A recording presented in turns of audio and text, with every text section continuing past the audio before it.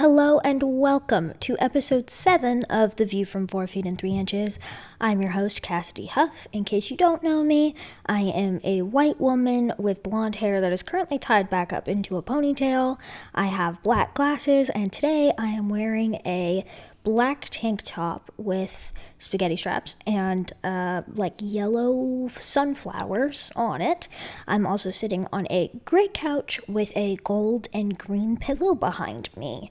Welcome to this week's episode. I am back at home for this episode, but we are going out of town again next week to go to Las Vegas, so there may or may not be an episode next week. I haven't really decided yet, but being in Seattle with my family was really fun. You guys got to see the episode with my sister last week, and then the episode with my mom the week before. Both of those were really fun to film. I've never had a guest other than Kaz on my podcast, so it was really interesting to see their points of view on things, and I really hope to have more guests on in the future. So, today's episode is all about my dating experience before I met my now boyfriend, Kaz, who I live with. And honestly, I had a different episode planned, but then I got bored of that topic pretty fast, so I'm filming this one instead. But this one is all about my dating experience before I got into this relationship. So let's just delve into it, why don't we? Because otherwise I'm just going to ramble and delve into it anyways. So my dating experience when I was younger, growing up, I didn't date in elementary or middle school. I feel like people who do, it doesn't really count, you know? It's like, I never had like a first boyfriend. Of course I had crushes like all throughout school, but I never dated. And that was mainly because kids didn't find me attractive. They found me more weird. They didn't really know what was up with my body. Who can blame them? I didn't either. I wasn't confident in myself in the slightest. So I don't really blame anybody for that. Because I really wanted that experience, but I didn't know how to approach it. And all the kids, like I had some friends, but nobody was romantically interested in me. And for the longest time, when I was really young, I thought that disabled people could only date and marry and be with other disabled people. I didn't realize that disabled people could be with non-disabled people. That was never a thought that crossed my mind. I grew up in an average height family where everybody else was not disabled.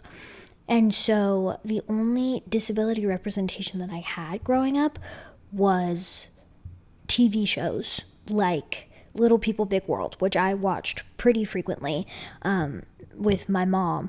And they were a couple, the parents were a couple who both mom and dad both had dwarfism. And so Amy and Matt Roloff both had dwarfism, and that was really my only introduction into little people dating. So I was really confused. I was not confused. I was very set on the fact that I was probably going to end up with another disabled person, just because in my mind, that's just how that worked. I could never be with a non-disabled person. That wasn't an option in my little brain. So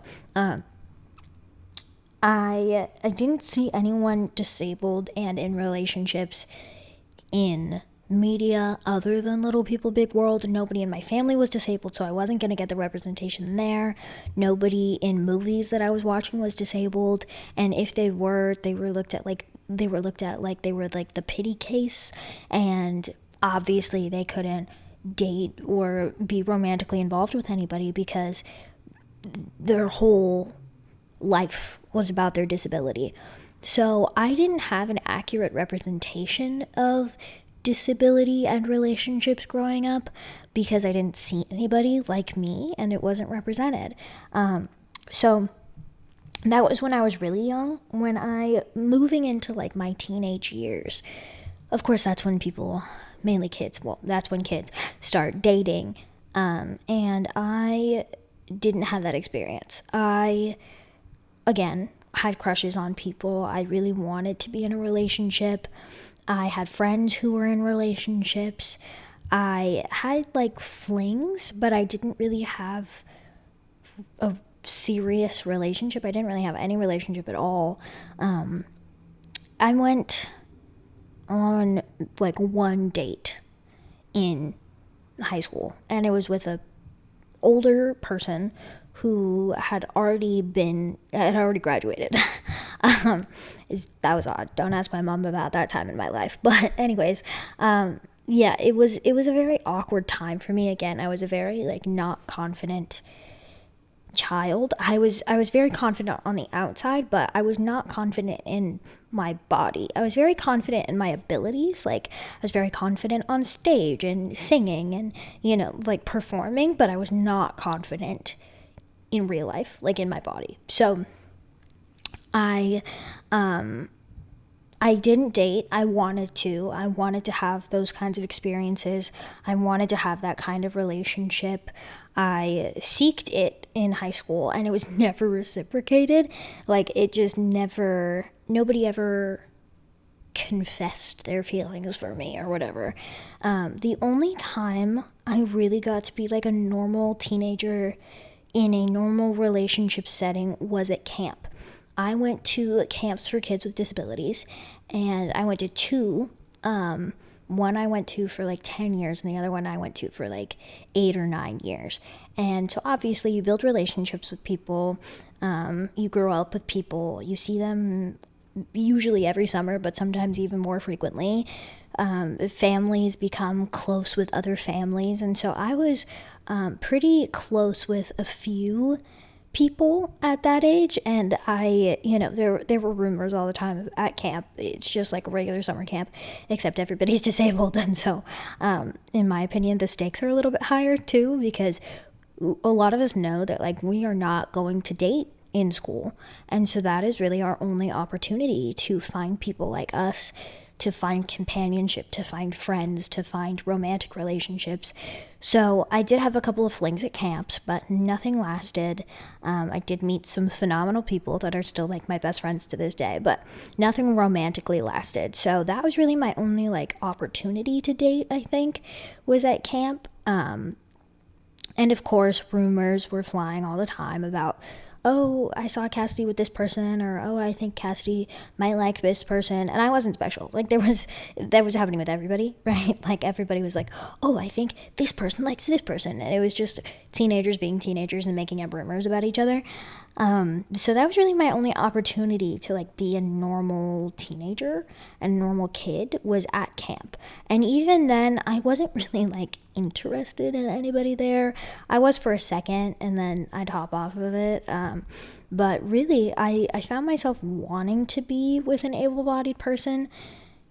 I don't know why. But at camp, it was just like kind of a turn off for me as I got older.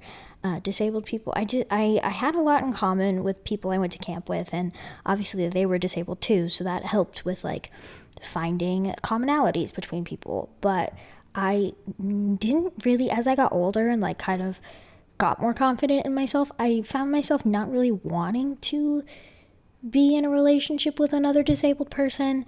I think as I got older than that, I wasn't opposed to it. But when I was like 16, 17, I really did not want to be in a relationship with a disabled person. I was very adamantly against it for some reason. And I think it was because I didn't want the world to view me as disabled. And if you're with another disabled person, then obviously people are going to see you as disabled. So I didn't want that. I wanted to be with a non-disabled person. So school was the only outlet for that, and nobody liked me at school. I mean, I had a few friends, I guess, in high school, but again, nobody romantically interested in me, so I didn't really, I didn't pursue that hardly at all. I wanted to, but couldn't. And it was also really difficult to find a relationship when you're in and out of the hospital every 6 months. I had surgeries every single 6 months.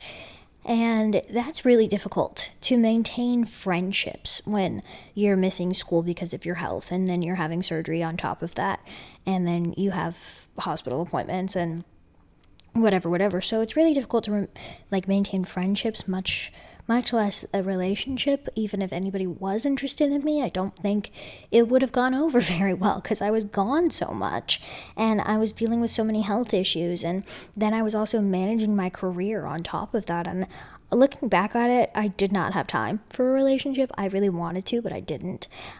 So that was always a dream of mine, but it never really came through to reality. Kids were mean. I was bullied a lot, which made people not want to hang out with me, etc., etc. So my mom always told me, she was like, in college, things will be better. College, people are more grown up and people will like you. And I was like, okay. And she was right. I found a really, really tight circle of friends in college. And so let's move forward to college. I moved 1,000 miles away. I moved from Washington to California. I moved to Hollywood specifically. My cross streets were Hollywood Boulevard, and it was a time. It was a time in my life. I was alone for the first time as a disabled woman with a service dog. That's terrifying, in a place I'd never been before. It was terrifying, but I found some really, really good people, and I found a really great support system. So about probably a year into being here, I decided to join the dating app Hinge because all my friends were doing it, and also I again wanted companionship. I wanted to date, but I had never done it before, and so my friends were like, let's get on Hinge, let's all do it together. So we did, and I was getting matches, pretty frequently, and I was very upfront about my disability. And because of that, I dealt with a lot of really weird people. I dealt with a lot of really weird people who had really weird questions about my disability, but not like the normal ones that I was used to getting, like, what happened to you? What's wrong with you? What's up with your leg? It was more intimate questions than that. So much so that I was constantly being like, would you ask this to anybody who's not disabled? The answer was no. No, they would not. I got a lot of really creepy questions, and so I had to block a lot of people. But I and there were people that I was attracted to at school too. But being at a performing arts school, everybody's very focused on drama, and honestly, people are very focused on themselves, which I was also very focused on myself, my career, and what I was doing. And I was pretty much a straight A student all through college. I loved school, and I loved going to classes every day. I loved my teachers. I loved the people that I was with. And so I wanted to date, but at the same time, I did not have time. Again, that was a very common theme in my life. I did not have time for a relationship, even though I really wanted one. I was in school for probably 12 plus hours a day, and I was focused on myself and my career and what I was doing with my life. So I was on Hinge, got a couple matches, got some creepy messages, dealt with those. My friends and I laughed about them. We sent stuff back and forth in the group chat all the time of like weird messages we got or like weird voice memos that we got, and nobody really caught my eye. Again, had a few flings, made a few bad decisions, scared the living daylights out of my mom, but nothing really stuck. And it was either I ghosted a lot of people. I will be so for real right now. I ghosted a lot of people, which was my fault. And I don't know why. I was just very picky, and I got very disinterested very quickly. So if conversation was dry, if people weren't making an effort, if I got weird questions or, things like that, I would just stop responding. And that, in hindsight, wasn't the best decision I could have made at the time, but that is the decision that I made at the time. So I went on some dates. Nothing really stood out to me. I was just bored. I was just bored and seeking my options. So I was on a Hinge for a few months, and then, Kaz liked me on Hinge, and the rest is history, pretty much. We matched right away, 3 days after, actually. I liked him on the app 3 days after he liked me because I was going through grief. My grandma had passed away days before. And so I was not on my phone. I was reading. That's my trick to deal with anxiety and depression. Escapism is my top thing. I will read. So I was invested in the ACOTAR series, and I love anything that Sarah J. Maas writes. I will read anything that she writes. And so I was invested in that series, didn't really pick up my phone for days. My friends were very, very sweet and would check up on me and bring me food and stuff like that. And I was really just reading and going to class. And those were the only, and taking care of Chappie. And those were the only things I was doing. So I finally got around to checking my phone, and when I did, there was a notification from this guy named Kaz, and we started talking, and now we live together 2 years later, a little over 2 years later.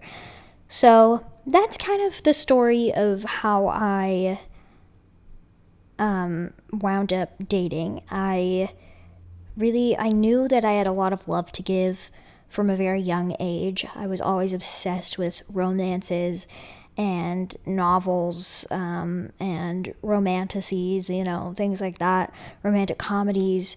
I loved love stories. I loved them. And so I always wanted one for myself, but it was just never the right time. I was always too busy with whatever, or my health got in the way, or life happens, and I was never in the right mindset. Truly, I think I really had to learn and grow a lot of lessons by myself, and I did, and it came at the right time, as cliche as it sounds. And I know anybody listening to this who is not in a relationship, who wants to be in one, will roll their eyes at that answer, because I would have at that answer 3 years ago, 2 years ago.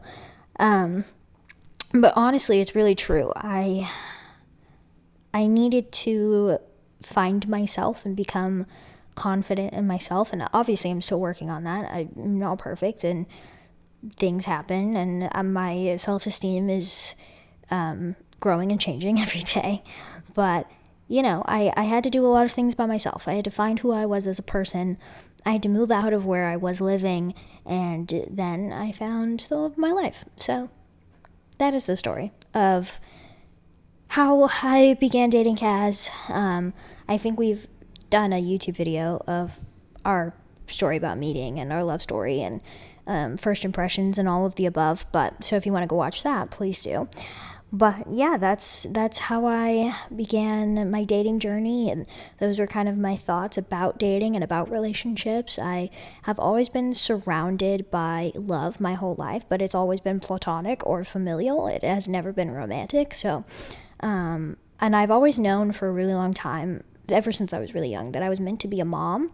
And so in my head, you have to have a partner to do that, or that's what I thought when I was younger. Obviously, there are single parents out there who are great. I am the product of a single parent, but I knew that I wasn't meant to do it alone. So I was just kind of always waiting for my time and the right moment to hit. And it did when I was fairly young. So very grateful for that. Anyways, that's the story that I decided to tell today. So thank you so much for watching and listening. Please make sure to like, subscribe, comment, give a 5-star review wherever you may be watching or listening. Please let me know if you have any questions. Please DM me or comment on this, again, depending on where you're watching. And please give me some podcast ideas, because I'm running out. Thank you so much for watching and listening, and I will see you next time. Bye!